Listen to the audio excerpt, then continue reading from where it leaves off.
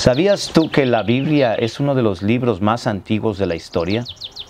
Con historias sorprendentes las cuales a ti te van a interesar. La Biblia consta de 66 libros. Muchos de nosotros sabemos que la palabra Biblia viene de biblioteca, biblos. O sea que hay bastantes libros en un solo libro, valga la redundancia. También fue escrita durante 1500 años con la participación de 40 o más actores en diferentes continentes. Por ejemplo, Asia, África y Europa. La Biblia fue el primer libro en traducirse, el primer libro impreso en el occidente y el primer libro cuya distribución fue tan amplia en tantos idiomas que en la actualidad el 95% de la población puede leer. Es algo impresionante cómo la Biblia a través de los años ha mantenido ese margen de fidelidad hacia toda la gente y hacia toda la raza humana. El único propósito que quiere Dios hoy en este momento es poderte dejar saber a ti que Él está continuamente llamando tu atención a través de este libro. El tema de esta tarde, de esta mañana, se llama la singularidad de la Biblia. Y hay un texto que compone aquí que se encuentra en Salmo 119, 105 que dice lo siguiente. Lámpara es a mis pies tu palabra y lumbrera a mi camino. En 2 de Timoteo, en el capítulo número 3, verso 17, dice lo siguiente. Toda la escritura es inspirada por Dios y útil para enseñar, para redarguir, para corregir, para instruir en justicia, a fin de que el hombre de Dios sea perfecto, enteramente preparado para toda buena obra. La palabra de Dios es viva. La palabra de Dios es la que nos da a nosotros la fortaleza para poder seguir estudiando en estos momentos de crisis. En Deuteronomios 32, 45 al 47, la pregunta es la siguiente. ¿Cómo describe Moisés la palabra de Dios y su poder en la vida de los hebreos que están a punto de entrar en la tierra prometida? La exhortación que da aquí Moisés es una exhortación que nos hace pensar hasta hoy en día. Hacia la obediencia, pone un énfasis en guardar la ley de Dios. Es por eso que exhortamos sábados tras sábado que nosotros podamos estudiar la palabra. En Juan 5:39 dice lo siguiente. Escudriñad las Escrituras porque a vosotros os parece que en ellas tenéis la vida eterna y ellas son las que dan testimonio de mí, dice Jesús. Es importante que a través del estudio de la palabra podamos nosotros, todos, ponernos a cuentas con Jesús. Al comunicarles estas palabras Moisés a sus hijos, cada generación transmitiría el plan de salvación del pacto que Dios había fijado con su pueblo. ¿Te das cuenta qué tan importante es que nosotros leamos la Biblia? Al final de la historia de la tierra, Dios tendrá un pueblo que se mantendrá fiel a todas las Escrituras, a lo largo que implica guardar los mandamientos de Dios y tener la fe de Jesús. Nosotros tenemos que guardar realmente lo que es toda la Biblia, no solamente una parte. La Biblia se compone de 66 libros, como lo hemos mencionado, pero no solamente escoger el Antiguo o el Nuevo Testamento. Los dos se componen. El Antiguo Testamento, el Nuevo Testamento se compone del Antiguo y viceversa. El Antiguo Testamento se compone del Nuevo. Muchas veces Jesús usó la palabra de Dios, el Antiguo Testamento en el tiempo de Él. Jesús dijo incluso que en Apocalipsis 14:12, esto es lo que nosotros teníamos que hacer. Este pueblo permanecerá fiel a las enseñanzas de la Biblia. El hogar que Jesús está preparando para nosotros está muy pronto. En Juan capítulo 14, verso 1 al 3 dice lo siguiente. No se turbe vuestro corazón. Creéis en Dios, creed también en mí. En la casa de mi Padre muchas moradas hay. Voy pues a preparar lugar para que donde yo estoy, vosotros estéis. Jesús nos está invitando día tras día a poder tener una comunión con Él a través de un escrito está. Este libro, familia, es un libro que nos va a traer a nosotros una seguridad de poder estar muy pronto en el reino de Dios. ¿Cuándo? Yo no lo sé. Pero mientras esto pasa, nosotros hemos de tener una dedicación de estar leyendo la Biblia para poder saber los tiempos. Al final de la Biblia, en el libro de Apocalipsis, Juan muestra algo importante. Dios tendrá un pueblo que se manifestará en toda lo que es la Escritura. Él se va a mantener fiel. Y no solamente eso, va a poder ver la fe de Jesús. Juan lo dice allá en Apocalipsis 14:12. ¿Qué nos enseñan estos pasajes? ¿Qué te deja saber a ti? ¿Y qué relación hay entre el Verbo hecho carne y la revelación y inspiración de las Escrituras?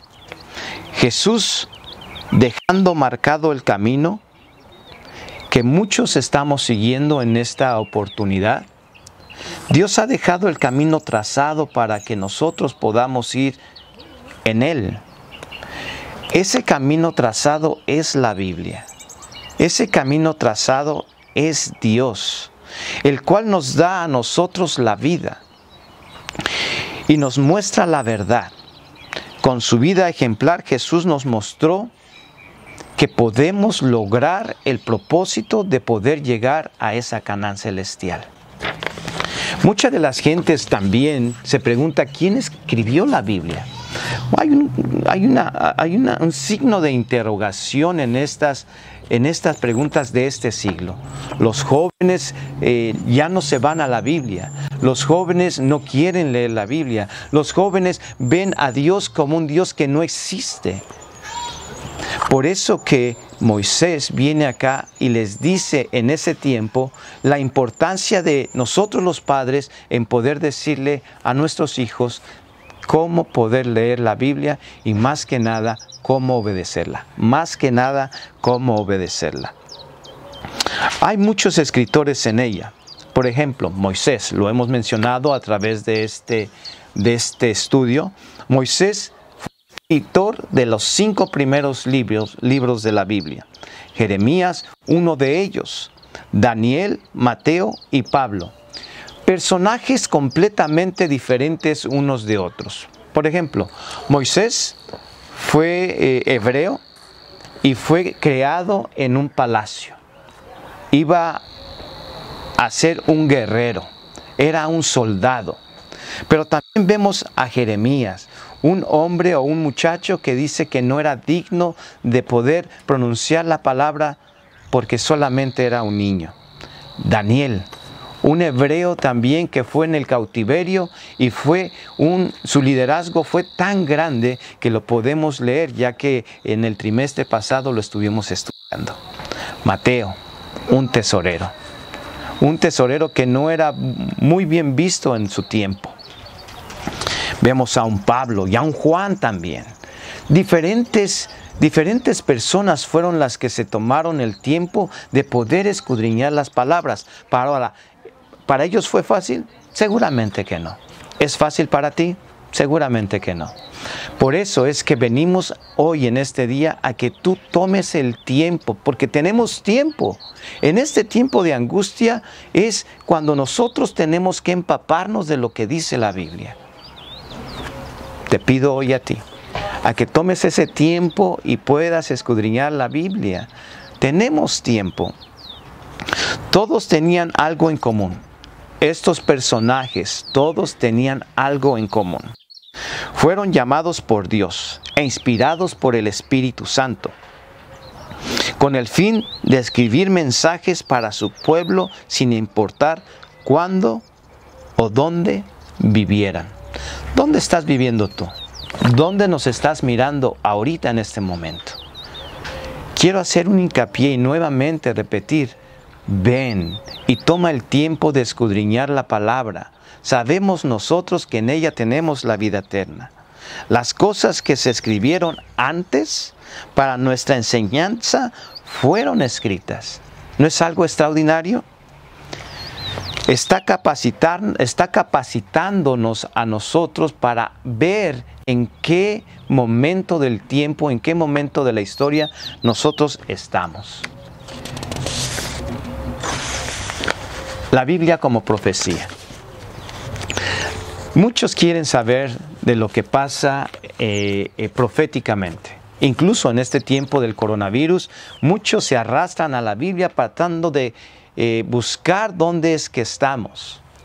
Recuerden, Jesús dijo que vendrán momentos de angustia, pero más adelantito dice, todavía no es el fin. Te invitamos que sábado tras sábado vengas aquí con nosotros a estudiar la palabra de Dios. Solamente el 30% de todo lo que es la Biblia es profético. Pero leamos más allá. Hay una pregunta que dice así: ¿cómo revelan los siguientes pasajes los detalles del Mesías venidero? ¿Cómo no saberlo? Hemos visto a través de todos los estudios, a través del estudio que tú has llevado, a través de los años en los cuales te has mantenido fiel, cómo es que el Antiguo Testamento habla de Jesús. En Génesis 49, 8 al 12, Jacob predice el porvenir de sus hijos. Sabía Jacob qué es lo que le destinaba a cada uno de sus hijos. Y si te pones a ver cómo él era el carácter de cada uno, tal vez puedas identificar cuál de ellos eres tú. En el Salmo 22, verso 12 al 18, David mira cómo iba a ser inmolado Jesús. Jesús en el capítulo número 53 de Isaías muestra muy claro cómo es que Jesús iba a terminar cuando Él viniera. Él fue escupido, Él fue azotado, Él fue clavado en una cruz para pagar los pecados tuyos y mis pecados también.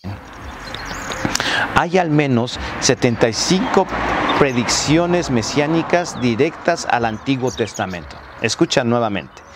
Hay al menos 75 predicciones mesiánicas directas al Antiguo Testamento. Pero ¿qué de aquellas tipológicas? Desde el principio, en Génesis, cuando Adán vino y sacrificó una oveja para poder, esto significaba que Jesús iba a venir. Estas cosas tipológicas hay demasiadas en la Biblia. Solamente 75 de ellas son directamente hacia el Mesías que ya vino desde hace mucho tiempo. Y dice además, no será quitado el cetro de Judá, que nacería en Belén de Judá, que sería despreciado y desechado entre los hombres, azotado, acusado falsamente, pero sin abrir la boca para defenderse. Que sus manos y sus pies serían traspasados y que se dividirían sus vestiduras entre los soldados. Es importante que nosotros podamos tener conciencia de lo que Jesús está haciendo en este momento y tengo que hacer hincapié de que tenemos que leer la Biblia para poder nosotros tener una comunión más cercana con Dios. La Biblia es un libro de historia, un libro en el cual vas a ver guerras, un libro en el cual vas a ver arrepentimiento, un libro en el cual el amor de Dios se muestra amplio para que solamente tú y yo podamos tener esa comunión con Dios. Yo quiero animarte a ti a que puedas estudiar la Biblia un poco más amplio, que tomes el tiempo de poder abrirla y poderle decir a Dios antes de poder leerla: Señor, ayúdame a encontrarme a través del tiempo y a través de la Escritura para poder ver el amor que tienes hacia conmigo. Mi naturaleza no me permite poder venir a la Biblia por voluntad propia. Así que te pido a ti que me ayudes para venir a este libro lindo, porque he escuchado que en ella hay historias sorprendentes, las cuales a mí me van a acercar a ti. El poder transformador de la palabra de Dios es muy importante.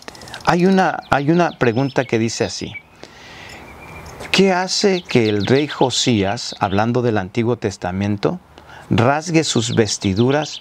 Recordemos bien que la maldad del abuelo de Josías era algo aterrador. Josías, al haber encontrado el libro sagrado, se dio cuenta que estaban haciendo cosas malas. Josías, así como todo el pueblo, vino y se arrodilló hacia Dios con el único propósito de arrepentirse y alabar su nombre. Cuando Josías oyó las condiciones del pacto, se rasgó las ropas totalmente, ya que se dio cuenta de qué tan lejos él estaba del amor de Jesús. Hay muchas cosas que nosotros tenemos que aprender a través de la lectura. Este es solamente un repaso. Me gustaría que te pudieses ver este video a través de las redes sociales. Queremos dejarte saber a ti que hoy en día nosotros vivimos una pandemia. Pandemia quiere decir, hay un virus que nos está atacando hoy en día. Mucha gente tiene miedo. Quédate aquí con nosotros. Estudia con nosotros la palabra de Dios para que sepas tú lo mucho que Dios te ama. La próxima semana te esperamos aquí en Aula 7, en el estudio de la Biblia. Dios te bendiga.